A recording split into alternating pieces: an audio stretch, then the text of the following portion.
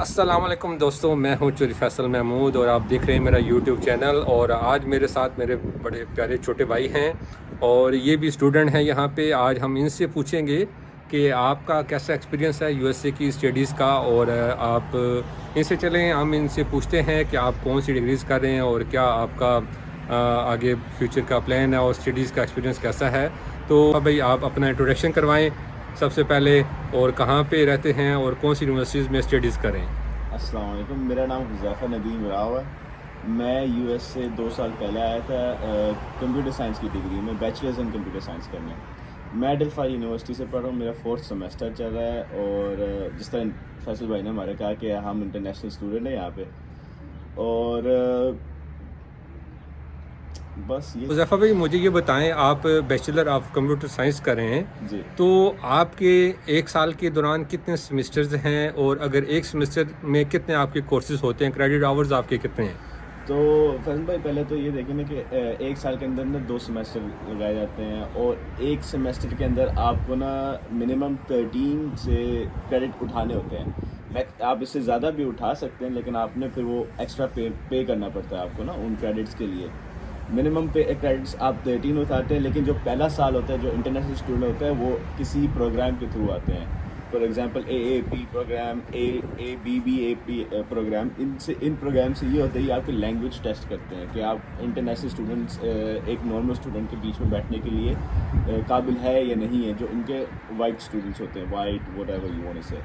तो वो उस प्रोग्राम के थ्रू आते हैं। वो पहले सेमेस्टर सिर्फ होता है। पहले सेमेस्टर के अंदर वो बिठाते हैं आपको, फर्स्ट लैंग्वेज एज इंग्लिश पढ़ाई जाती है, जिसको EPA भी कहा जाता है।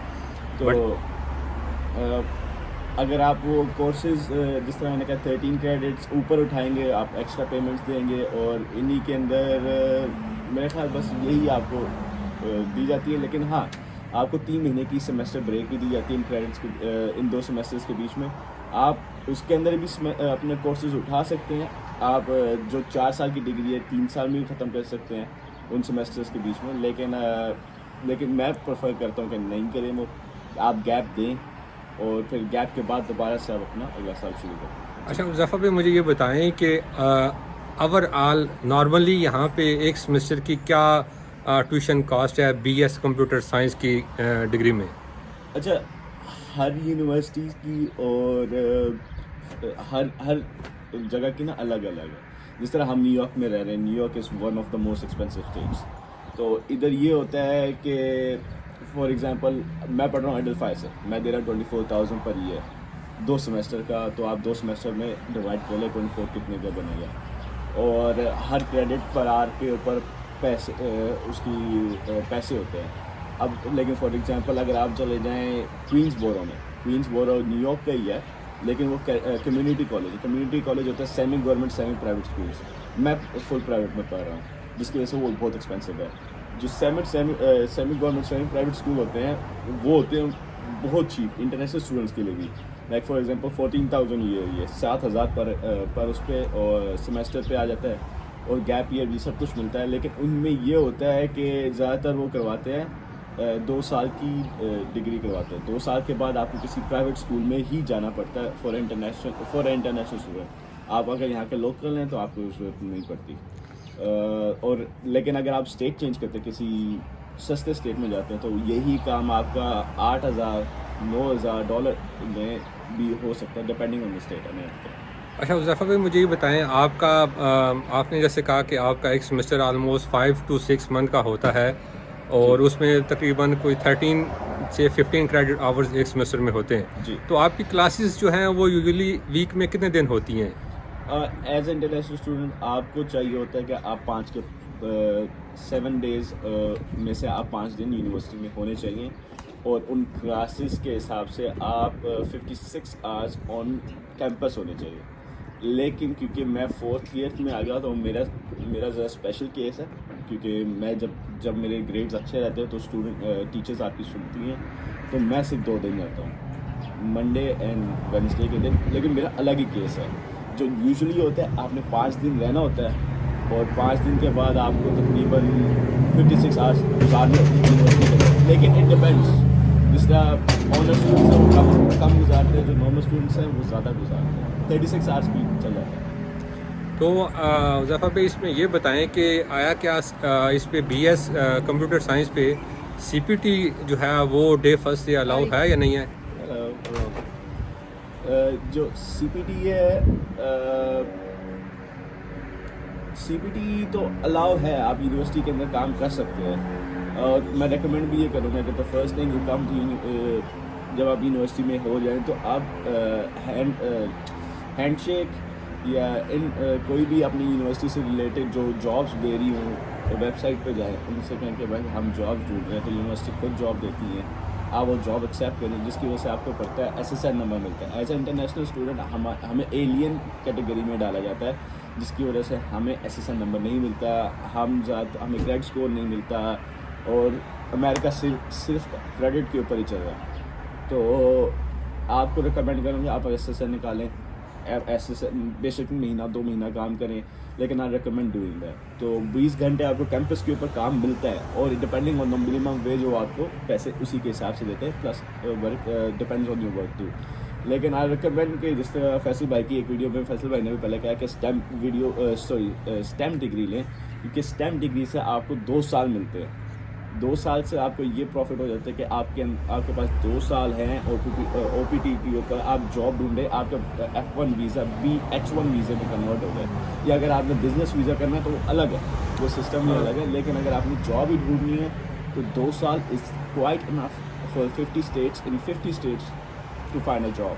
स्टेम एजुकेशन में यह है कि अगर आप बेशक BS करें या MS करें तो फिर भी आपको 3 साल का ओवरऑल OPT मिल जाता है डिग्री के बाद, और उसके बाद आपके 3 चांसेस भी होते हैं कि आपका लेबर वीज़ा जो H2B वीज़ा होता है उसमें भी आप जाके लकी ड्रॉ में पार्टिसिपेट कर सकते हैं, थ्रू आप अपने एम्प्लॉयर के थ्रू उसमें आप अपना अप्लाई कर सकते हैं।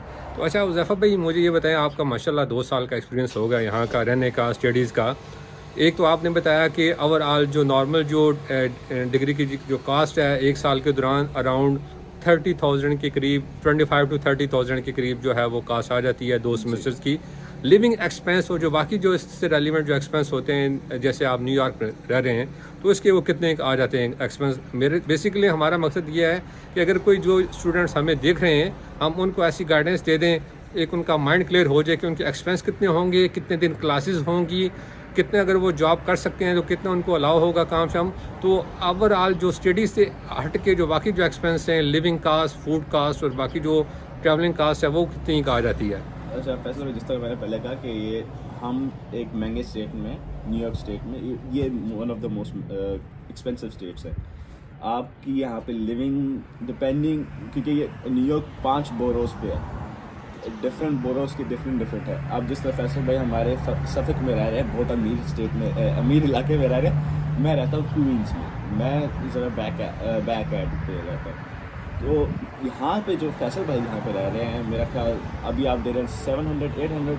हाँ, मेरा तकरीबन यहाँ पे आपको मेरे इलाके में आपको 900 तक, आपको 800 to 900 का आपको सेपरेट रूम मिलेगा, और वो आपको शेयरिंग में वॉशरूम और किचन वगैरह करना पड़ता है। जी, जिस तरह इनका मैंने अभी देखा है सेटलमेंट के 4 कमरे हैं, 1 बाथरूम है और 1 ही किचन है जो सारे इस्तेमाल करते हैं। ऐसे ही है। और जिस तरह जो मेरा सेटलमेंट है, हम 2 कमरे हैं और 1 बाथरूम है, 1 किचन है, जिसके अंदर 1 कमरे के अंदर 2-2 बंदे रह रहे हैं। बट वी आर, जब मैं जहाँ पे रह रहा हूँ, हम सारे रूममेट्स शुरू से एक साथ हैं, और हम सारी यूनिवर्सिटी एक ही यूनिवर्सिटी के थे, एक ही बैच के हैं, तो हमारी अंडरस्टैंडिंग है, लेकिन हम प्राइवेसी नहीं। ऐसे ही है। अगर आप ओबियसली अगर आप 1000 भी दे रहे हैं, जो नॉर्मल कास्ट है यहाँ पे 900 to 1000 कास्ट है यहाँ पे क्वींस वगैरह में, बाकी रह जाते हैं तो वहाँ पे 700 तक भी आपको रूम मिल जाएगा। अगर आप रूम शेयर करते हो तो आपको वो एक फ़ायदा हो जाएगा, 350 to 400 तक आपको एक स्टूडेंट की कास्ट आ जाएगी। बिल्कुल। लेकिन if you are sharing rooms, जिस तरह मैं रह रहा हूँ, we are paying 1400 for a basement. हमें 3 फ्लोर होते हैं यहाँ पे घर के, टॉप, मीडियम एंड बेसमेंट। ज़्यादातर इंटरनेशनल स्टूडेंट बेसमेंट पसंद करते हैं, क्योंकि वो सस्ता पड़ता है, हमें बाकी के मुकाबले में बहुत सस्ता पड़ता है। जो एक एवरेज जो अपार्टमेंट कॉस्ट है, जिस तरह मैंने कहा, जो क्रेडिट के ऊपर मिलती है, आपको पहले क्रेडिट स्कोर बनाना पड़ता है। जब आपका क्रेडिट स्कोर बन जाता है, आपको फिर उस क्रेडिट स्कोर के ऊपर आपको एक अपार्टमेंट मिलती है। लेकिन you can also do cash on, भाई आप कैश ऑन कर लेके आप हमसे कैश ले लें, हम आपको कैश ही देंगे। तो उससे ये होता है कि वो आपसे आपका पासपोर्ट वगैरह नंबर वगैरह रख लेते हैं और फिर आपका अपार्टमेंट होता है। लेकिन that apartment cost you around 2000 to 4000। अगर आप बहुत अमीर हैं रहना चाहते हैं ऐसे, तो 4000 पे आप महीने किराया दे के रह सकते हैं। But अगर आप कहते हैं मैंने मैनहट्टन में रहना है, then you are done for it. $10,000 is gone no way for a small 1 bedroom apartment. लेकिन एवरेज कास्ट हमें ज़फ़र भाई बताएं कि एवरेज कास्ट खाने पीने की यानी कि कितनी का आ जाती है, रेंट की, खाने पीने की, या अगर कोई सबवे यूज़ कर रहा है तो कितनी कास्ट? चलो मैं आपको अपनी बता देता हूँ। जिस तरह मेरा है, मैं I am paying 500 almost $400 for the rent. फिर मेरा ट्रैवलिंग एक्सपेंस, यूनिवर्सिटी से आना, घर, और फिर ये ट्रैवलिंग एक्सपेंस अगर आप बस इस्तेमाल करते हैं तो पहले तो था $2.50 पर ट्रैवल, अब है $3.25। तो आपको तकरीबन 200 रुपये आपका वो पड़ जाता है, 600 आपका इधर आ गया खाने का। If you are sharing food, like अगर मैं अपने रूममेट्स के साथ शेयर कर रहा हूँ, जो मतलब महीने में एक दफ़ा हम ग्रोसरी ले आते हैं, जो हम 600 तकरीबन की ग्रोसरी ले आते हैं, 200 रुपये सब डालते हैं, घर में बनाते हैं। I recommend for international student 6 महीने पहले पाकिस्तान में या इंडिया में जहाँ से भी आप, बांग्लादेश में 6 महीने आप पहले कुकिंग कोर्स सीख कर आए, पढ़ाई का कोर्स बाद में सीखना है। ऐसे ही क्योंकि यहाँ पे आने के बाद बंदा कुक बन नहीं जाता है। तो जो जिस तरह मैं कहता इंडिविजुअली हमारे ऊपर आया था 200 तो आप तकरीबन 800 रुपये आपका महीने का सिर्फ लिविंग एक्सपेंस है, जो मैं मिनिमम पे रख रहा हूँ। अच्छा, मैं आपको बताऊँ ज़फ़र भाई, आपके बाद में काट रहा हूँ, बड़ा अच्छा हो गया कंपैरिजन, क्योंकि मैं रह रहा हूँ सेपरेट रह रहा हूँ। मैं आपको अपना बताऊँ, मेरी जो लिविंग कास्ट है यहाँ, लिविंग कास्ट भी मेरी डबल है, इनकी 400 है, मेरी 800 है, और यूटिलिटीज़ वगैरह दे के। और मेरे जो ग्रॉसरी के जो एक्सपेंस हैं इनके ये 200 है शेयरिंग करके, और मेरे आलमोस्ट 350 to 400 तक ग्रॉसरी की कास्ट आ जाती है महीने की। उसमें आप वो भी तब के खुद बनाते हैं तब, अगर हम बाहर से खाएंगे रोज़ाना तो फिर तो आप सोचे भी ना, क्योंकि इन्फ्लेशन यहाँ भी बहुत ज़्यादा हाई है और बाकी चीज़ें भी हैं। तो अच्छा, बाकी आप कास्ट बताएं, बाकी अराउंड ट्रैवलिंग कास्ट वगैरह, क्योंकि आपके पास गाड़ी भी है, तो गैस वगैरह और बाकी चीज़ें कितनी उसकी आ जाती हैं? अच्छा, जो गैस है फैसल भाई, आजकल अमेरिका और पाकिस्तान का बराबर ही रेट जा रहा है। एक वहाँ पे, यहाँ पे गैलन के हिसाब से मिलती है, एक गैलन में फिर 3 लीटर होते हैं, वहाँ पे पाकिस्तान में लीटर के हिसाब से मिलता है। तो जो बांटते हैं हम 1 गैलन और 1 लीटर को, 3 गैलन को अगर मैं 1 लीटर में कर दूँ तो वही कॉस्ट पड़ती है जो पाकिस्तान में जाइए 280 के करीब रुपया पाकिस्तानी रुपीज़ के हिसाब से। वैसे यहाँ पे 1 गैलन हमें पड़ता है तकरीबन 375 सेंट्स का, जो मैं वी पावर डलवाता हूँ, मेरी गाड़ी में ज़रूरत पड़ती है वो वाली। लेकिन यूजुअली लोग सेकंड हैंड गाड़ियाँ लेते हैं तो नॉर्मल डलवाते हैं $3.25 का। 1 गैलन पड़ता है जो 3 लीटर है, और नॉर्मल एक गाड़ी तकरीबन 15 गैलन की होती है तो तकरीबन $50 लग जाता है, और सिर्फ गैस में। और जो है इसकी यहाँ पे सबसे मुश्किल काम होता है इंश्योरेंस का। अब जो गाड़ी की इंश्योरेंस है वो आपको सस्ती भी मिल जाती है, महंगी भी मिल जाती है, depending on your age and depending on your driving history. अगर ठीक है, हाँ, अगर आप 18 साल के हैं या फिर 21 साल के अभी नहीं हुए, यहाँ पे legal age of smoking, drinking, going anywhere is 21। तो उसी को इन लोगों ने लीगल एज बनाया हुआ है, और उसी के हिसाब से ये लोग आपको जज करते हैं। फॉर एग्जांपल, अगर आप 21 से नीचे हैं, जो मैं जब आया था तो मैं 21 से नीचे था, तो जिसकी वजह से मुझे जो इंश्योरेंस मिली थी उस टाइम पे $600 पर मंथ मिली थी। ओह, $600 पर मंथ? मेरी गाड़ी $2000 की थी फैसल भाई। Oh मैं इंश्योरेंस एक महीने की 600 रुपये दे रहा था।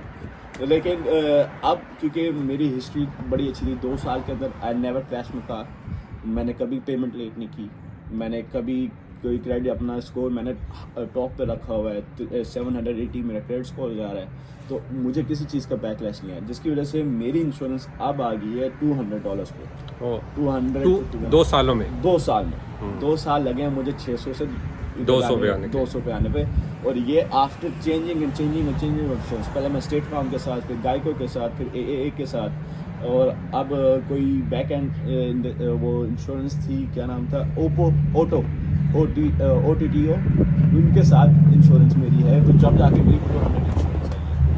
लेकिन जैसे इफ़ यू आर नॉट 21 और आपकी कोई क्रैश है, यू आर डन। मैंने लोग ऐसे भी देखे हैं पाकिस्तानी इंडियन जो 900,000 $1000 इंश्योरेंस भी दे रहे हैं और चला तकरीबन $3000 की गाड़ी रहे हैं। गाड़ियाँ यहाँ पे सस्ती हैं compare to India, Pakistan, Bangladesh. गाड़ियाँ यहाँ पे बहुत सस्ती हैं, मतलब उनके मुकाबले में गाड़ियाँ आपको ऐसे मिलती हैं। लेकिन यहाँ पे जो महंगा काम रहता है वो गाड़ी के इंश्योरेंस का आ जाता है। अगर आप गाड़ी नॉर्मल यूज़ में ले आते हैं, जिस तरह मैंने ली थी, आउट ऑफ फन ली थी, लेकिन फिर अब मुझे इसकी आदत पड़ गई है। आप गाड़ी को नॉर्मल यूज़ में ले आते हैं, you are done for it. अच्छा उज़ैफ़ा भाई, चलें, ये आपने माशाल्लाह बड़ा डिटेल में बताया। आप ये बताएं माशाल्लाह अब कि आपने हमें बता दिया आपका कोर्स कौन सा है, उसके कितने सेमेस्टर्स होते हैं, कितने आपने 4 सेमेस्टर कर लिए, कास्ट बता दी, लिविंग कास्ट बता दी।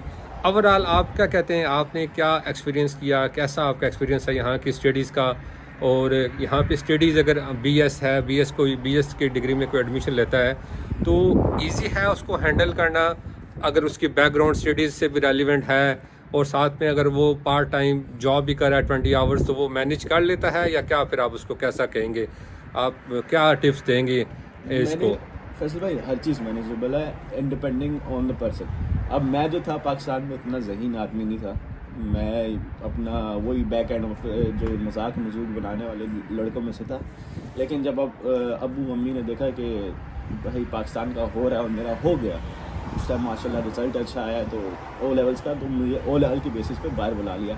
जब मैं बाहर में, मैंने कहा बाहर तो बिल्कुल डिफरेंट है, क्योंकि पाकिस्तान में तो हम जी फुल स्पीडिंग पे रहे हैं। बेशक हम इतनी प्लेविश फैमिली से नहीं थे, लेकिन हम फुल स्पीडिंग में रहे हैं जिस तरह हमारी अम्मी अब्बू ने रखे। जब मैं बाहर आया, जब मैंने असली दुनिया देखी है, वैसे भाई मैं कहता हूँ हर बच्चे को एक्सपीरियंस करनी चाहिए, क्योंकि आपको एक मर्द को मर्द बनने में मदद करती है। मैं जब घर पाकिस्तान में होता, मैं वैसा आदमी ना होता कि जो मैं अब हूँ। अब मैं सेल्फ डिपेंडेंट, हर चीज़ मैं खुद करता हूँ। मुझे खाना बनाना आता है, मुझे मतलब वो काम आते हैं जो नॉर्मल लड़के, पाकिस्तानी लड़के को नहीं आते, और that I am proud of. मैं घर साफ़ कर सकता हूँ, मैं खाना बना सकता हूँ, मैं जो मैं और जाना औरतों वाले काम भी कर सकता हूँ, मर्दों वाले भी काम कर सकता हूँ। मैंने गाड़ी ठीक करना भी खुद सीख लिया, मैकेनिक वाले काम भी, मैं टायर पंचर भी गाड़ी का खुद ही लगा सकता हूँ। मतलब ये काम जो नॉर्मली हम लोग नहीं सोचते थे कि ये 20-20 रुपये के काम है, हम दे देंगे किसी को 100 रुपये पे बल्ब चेंज करने। यहाँ पे तो बल्ब चेंज करवाने ला 200 रुपये लग जाते हैं, सिर्फ बंदे को घर लाने में, उसके बाद ठीक करवाने में तो अलग पैसा है। तो आप हर काम यहाँ पे सीख जाते हो। हाँ, यहाँ पे एक बैकलैश इधर आ जाता है कि आप अपनी फैमिली से बहुत दूर होते हो, तो आप डिप्रेशन तो नहीं, लोनली फील करते हो। फिर उस लोनलीनेस को आप डिप्रेशन में, कुछ लड़के डिप्रेशन में चले जाते हैं, एंग्जाइटी में चले जाते हैं। तो उसको दूर करने के लिए बेस्ट रिकमेंडेशन होती है आप हॉबीज़ पालें। मैंने हॉबीज़ पाली थी, मैंने गाड़ी ठीक की। जिस तरह मैंने कहा गाड़ी मैकेनिक मैंने बनने का शौक हो गया, तो मैं गाड़ी अपनी खुद ठीक कर लेता हूँ, मुझे मैकेनिक के पास नहीं जाना पड़ता। मैंने ऐसी हॉबीज़ पाली। मैं मुझे गिटार आवे आज तक नहीं पकड़ा था, मुझे अब गिटार चलाना आता है। और मतलब ऐसी हॉबीज़ पाली जो मुझे आगे मदद करती हैं और मुझे डिप्रेशन को वो नहीं होने देती। जब डिप्रेशन फील हो होता है तो एज आई हैव रूममेट्स, मैं उनके साथ जाके कहीं पर घूम फिर आता हूँ। तो लेकिन जिस तरह फैसल भाई ने कहा, यहाँ पे घूमना फिरना भी बहुत वो महंगा ही पड़ता है। आप बाहर चले जाए तो 25 रुपये वैसे ही लग जाते हैं, $25। और एक्सपीरियंस यहाँ पे फैसल भाई मैं कहता हूँ ज़्यादा ही अच्छा रहा है। लेकिन अगर आप अपने आप को कैरी करना जानते हैं तो बहुत अच्छा रहा है। और मैनेज, जिस तरह आपने कहा मैनेज करना है तो मैनेज हो जाता है। अगर आप फॉर एग्जांपल यहाँ पे स्टडीज़ बहुत आसान है, बहुत ज़्यादा आसान है comparing to my own Pakistan. यहाँ पे टीचर्स आपके साथ मतलब इंटरेक्ट करती हैं, आपको बताती हैं कि आप इधर गलत हो, आप इधर सही हो। हाँ, लेकिन आपको टेस्ट पे छोड़ती नहीं है, वो पकड़ती भी है। वीकली असाइनमेंट्स और बाकी मिड टर्म, फुल टर्म और वीकली टेस्ट, आपके ये भी तो चीज़ें हैं जो आपको स्ट्रेस देती हैं। आपके अगर आप देखें, आप BS कर रहे हैं, मैं MS कर रहा हूँ, तो मेरे 2 कोर्स हैं लेकिन आपके 5 कोर्स हैं। तो 5 कोर्सेज़ के अलग अलग प्रोजेक्ट बनाना, फिर टेस्ट, मिड टर्म, ये वो असाइनमेंट्स, तो ये भी चीज़ें हैं। और अगर आपके साथ साथ जॉब भी कर रहे हो, पार्ट टाइम 20 आवर्स जो अलाउ होते हैं उस पर भी वो करें, तो थोड़ा सा हो जाता है। लेकिन यही है बात, वही बात जैसे उज़ैफ़ा भाई ने बताइए कि वो मैनेज कर सकता है, क्योंकि आप आए यहाँ पे मेहनत करने के लिए, स्टडी करने के लिए, तो टाइम जब देंगे तो वो फिर चीज़ें हो जाएंगी। आखिर में मैं उज़ैफ़ा भाई, आपका माशाल्लाह जो छोटा भाई है वो भी यहाँ पे स्टडी कर रहा है, आप क्योंकि घर के 2 लोग हैं, तो आप हमें ये टिप दें आपका वहाँ, क्योंकि आपने पाकिस्तान से वीज़ा अप्लाई किया, वहाँ से वीज़े लिए दोनों ने, ऐसी कौन सी टिप्स आप देना चाहते हैं जो स्टूडेंट्स को, जो एप्लीकेशन फॉर्म फिलअप करते वक्त करें या फिर इंटरव्यू देते वक्त क्या उनका होता है, कैसी चीज़ें करें वो जो उसमें वो सक्सेसफुल हो सकते हैं F1 वीज़ा लेने में? अच्छा, जो फिलअप का जो था ना फैसल भाई, वो तो मेरे तकरीबन एक रिश्तेदार ने की थी फिलअप मेरे लिए, लेकिन जहाँ मैं आपको वहाँ से पॉइंट ले सकता हूँ कि आप ना उसमें अपनी एक्स्ट्रा करिकुलर एक्टिविटीज़ बताएं। फॉर एग्जांपल, अगर आपने कुरान हिफ्ज़ किया तो आप वो भी लिखें कि कुरान हिफ्ज़ किया आपने। भाई यहाँ पे अंग्रेज़ है genius, they are very clever, but they do not know how to use their cleverness.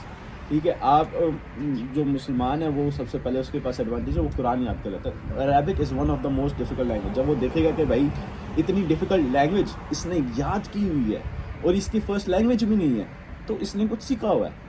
आप डिफरेंट लैंग्वेजेस सीखें, यहाँ पे स्पेनिश, जर्मन और ग्रीक की बड़ी इज़्ज़त है इंग्लिश के अलावा, स्पेशली स्पेनिश, क्योंकि हर दूसरे आपको कोने में जाके स्पेनिश बंदा मिलता है, तो स्पेनिश भी आप सीख सकते हैं। आप उस अपने जो फॉर्म फिल कर रहे हैं उसमें आप बता सकते हैं एक्स्ट्रा करिकुलर मैंने ये किया है, और ये लोग देखते हैं। मेरा एक कज़न है ऑस्ट्रेलिया में, तो वो क्रिकेट खेलता था और उसने बस अपने फॉर्म में लिखा कि भाई मैं क्रिकेट खेलूँगा। उसको अंडर 19 ऑस्ट्रेलियन मतलब खिलवा रहे हैं, सारम नाम है उसका, और वो खेल रहा है माशाल्लाह, बहुत अच्छा कर रहा है वहाँ पे।